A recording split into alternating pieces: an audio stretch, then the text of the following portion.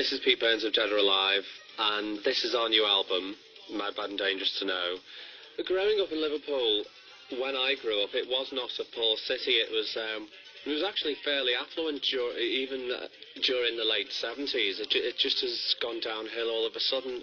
The thing that is so good about Liverpool is that with unemployment being on such a large basis and there's so many problems, and there's so many drug problems, and there's so many problems in that city, that young kids who have got any sense have to channel their energies in a positive direction.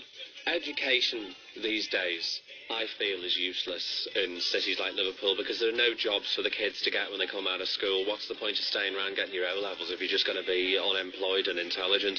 So what it did for me was I realised very quickly that I didn't fit into the normal format of adolescent intellectuals. I just wasn't interested in school, so I opted out at 14, and I've drifted in and out of the club scene and ended up in a group, and now, of course, I'm comparatively wealthy to what a lot of the population are.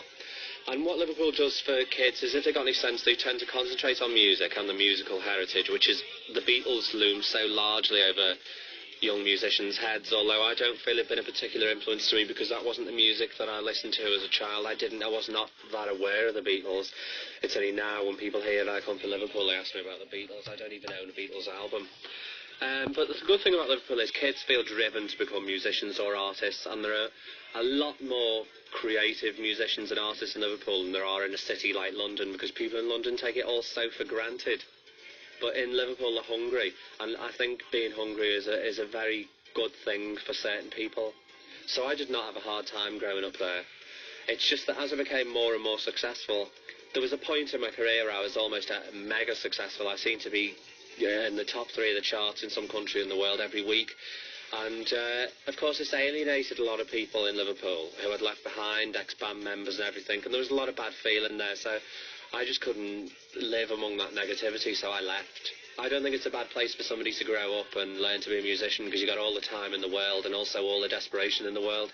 I should think that I'm really proof that if I can do it, anybody can do it, because there's nobody works in a more unconventional manner than I do.